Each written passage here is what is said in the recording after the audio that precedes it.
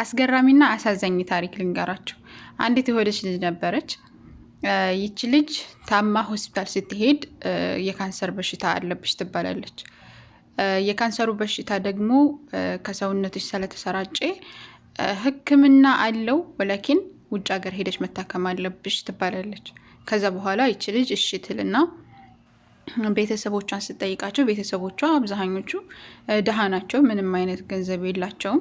በተለይ ወንድሞቿን ጠየቀች፣ የለንም አሉ። ግን አንድ ወጣ ብሎ የሚኖር ወንድም ነበራት። ከዛ እሱን በምጠይቀው ጊዜ እሱ የተሻለ ነው፣ ቤት አለው፣ ባለቤት አለው፣ እንደዚህ ያለ አይደል፣ ብዙ ገንዘብ ማለት በጣም ሀብታም ሳይሆን መካከለኛ የሆነ ሰው ነው ማለት አግብቶ የሚኖር ነው፣ መካከለኛ የሆነ ሰው ነው። እንደዛ አይነት ነበረ እና መጣ ሊጠይቃት ማለት እንደታመመች ሲሰማ ሊጠይቃት መጣ። ከዛ ስጠይቀው ምን አለ፣ እኔ እንደዚህ ብያለሁኝ እና ታመም ያለሁኝ እና ወንድሞቹ ስጠይቃቸውም ብር የላቸውም እና አንተ ምን ትለኛለህ? እባክህን እምቢ እንዳትለኝ፣ ሂጄ ከታከምኩኝ እንደምድን ነግረውኛል ዶክተሮቹ እና አድናኝ ብላ ትጠይቀዋለች።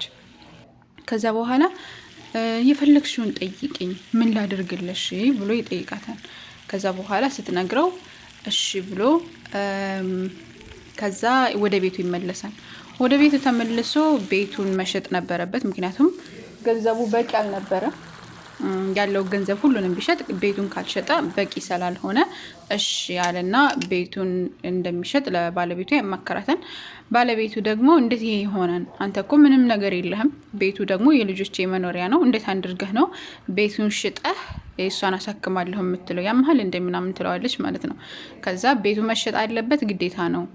ቤቱን መሸጭ ከሆነ አስቸጋሪ ይሆናል። ስለ እህቴ ትሞታለች። እህቴ ደግሞ እኔ በህይወት እያለሁኝ አይኔ እያየ መሞት የለባትም። ስለዚህ ቤቱ መሸጥ አለበት ይላታል ለባለቤቱ ማለት። ባለቤቱ ምን አለችው?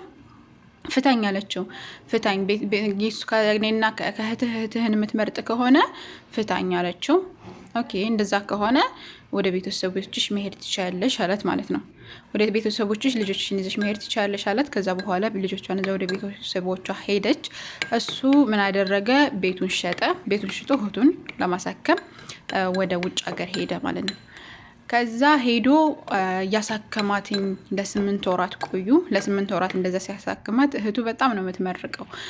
አመሰግናለሁ ወንድሜ፣ አላህ ሱብሃነሁ ወተዓላ እንደው ሪዝቅህን የሆነ ሰባ በጣም ብዙ የሆነ ሪዝቅን ይስጥ፣ እኔን እንዳሳከምከኝ ለእኔ ብለህ እንደቆም ከቤተሰብህን አፍርሰ ሁሉን ነገር እንዳደረክልኝ አመሰግናለሁኝ፣ ጀዛከላሁ ኸይር እያለ በጣም ትለምንለታለች። አላህ ሱብሃነሁ ወተዓላ ዱዓ ታደርግለታለች ማለት ነው። ነገር ግን አልተሳካም። ልጅቷ ወደ አኼራ ትሄዳለች፣ ሞተች። ከዛ በኋላ ይዟት መጣ፣ ከሀገሯ ተቀበረች ማለት ነው።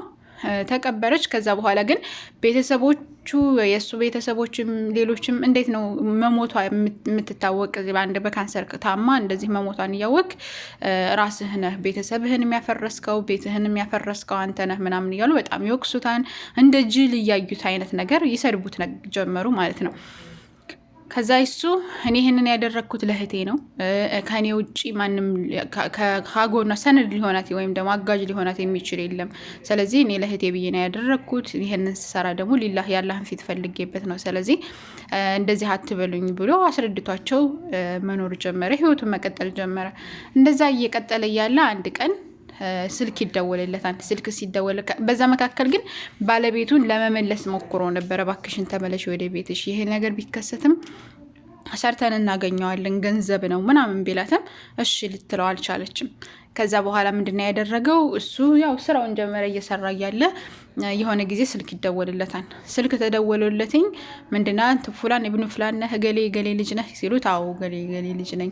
አይ አንተማ ከሆንክ ከዛ ከእንደዚህ አይነት በፊት የነበረችው እናቱን እንደዚህ አያውቃትም ነበረና ይሷ ወራሽ የላትም፣ እሱ ብቻ ነው ልጇና መወራሽ ስላለለት አንተ ነህ መውራስ ያለብህ እና መጥተህ ውሰድ ይባላል። ከዛ በኋላ መጥቶ ያንን ሁሉ ብር በጣም ብዙ ገንዘብ ነበረ፣ ቦታ ነበረ ምናምን፣ ያንን እንዲወርስ ተደረገ ማለት ነው።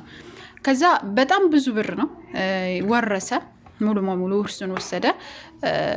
ምንድነው ያደረገው? ቀጥታ ቤቱን ያኔ በፊት የነበረው አስይዞት የነበረውን ቤት እንደገና አስመለሰው ማለት ነው። ካስመለሰ በኋላ ባለቤቱን ሄደ ከዛ በኋላ እስከዛሬ ድረስ ለምኜሽ ነበረ፣ ስለዚህ ካሁን በኋላ አልፈልግሽም ብሎ ፈታትኝ።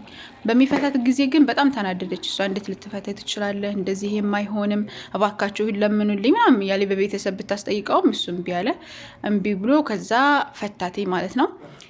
ምንድነው ያደረገው? ልጆቹንና ሚስቱን ከዛ ከሸጠው ቤት አስቀምጣቸው እሱ ትልቅ እንትን በዛ በተረፈው ብር ማለት ነው ትልቅ ነጋዴ ሆኖ መኖር ጀመረ ማለት ነው። ከዛ በኋላ አገባ፣ ወለደ፣ እንደዛ እያለ ህይወቱን መምራት ጀመረ። ብዙ ትምህርቶችን እንደምትማሩበት ተስፋ አደርጋለሁኝ። እኔ ግን የተማርኩበት ነገር ምንድነው? የመጀመሪያው ወንድምነት፣ በቃ ወንድም የሚባለው ነገር መከታ እንደሆነ፣ ከአባት ቀጥሎ ትልቅ ቦታ ሊሰጠው የሚገባው ለእህቱ መከታ የሚሆን ቢኖር ወንድም ነው እና ለወንድሞቻችን በምንችለው አቅም ጥሩ ቅድሚያ ልንሰጣቸው ይገባን። በምንችለው አቅም ልንጠይቃቸው ይገባን። ምናልባት አቴንሽን ላይ ሰጡን ይችላሉ ምናምን፣ ግን ደግሞ እኛ ከጎናቸው ሊሆን ይገባል። ምክንያቱም ውድቅ ስንል ሊያነሱን የሚችሉት እነሱ ስለሆኑ ማለት ነው ካላ ቀጥሎ እና በምንችለው አቅም ወንድሞቻችንን ማክበር መውደድ አለብን። እንደዚሁም ወንድሞች ደግሞ እህቶቻችሁን በምትችሉት አቅም መከታ ሆኗቸው፣ አጋር ሆኗቸው፣ አጋዥ ሆኗቸው እና ይህን እንማራለን። ሁለተኛ የምንማረው ነገር ደግሞ ምንድነው? በቸገራችሁ ጊዜ ትክክለኛውን ሰው ታውቃላችሁ። ሚስቱ በችግር ጊዜ ወይ እንደዛ በተጨናነቀ ጊዜ ወይም እህቱን አሳክማለሁ ብሎ በሚወጣ ጊዜ ግን እሷ ፍች ነው የጠየቀችው። ከዛ በኋላ ገንዘብ ኖረው ምናምን ሲባል ደግሞ ተመልሳ አስታርቁኛለች ማለት ነው። እና ይሄ ምንድነው? አንድ ሰው ገንዘብ ሲኖረው የምትወዱት፣ ገንዘብ ሳይኖረው የምትጠሉት ከሆነ ያንን ሰውዬ ትክክለኛ ውደታ እንደማትወዱት ነው የምንመለከተው። ሶስተኛ የምንማረው ደግሞ ከችግር በኋላ ምቾት እንዳለ፣ በቃ ከችግር በኋላ ምቾት አለ። ማንኛውም ደይቅ የሆነ በጣም መጥፎ ነገራቶች ልታሳልፉ ትችላላችሁ። አያልፍም ያላችሁት ነገራቶች በህይወታችሁ ሊመጣ ይችላል። ነገር ግን ያንን ሁሉ በአላህ ሱብሓነሁ ወተዓላ ፍቃድ ማለፍ እንደምትችሉ የሚያሳይ ታሪክ ነው። አላህ ሱብሓነሁ ወተዓላ ከተጠቃሚዎች አድርገን። አላህ ይሐፍዘኩም። አሰላሙ አለይኩም።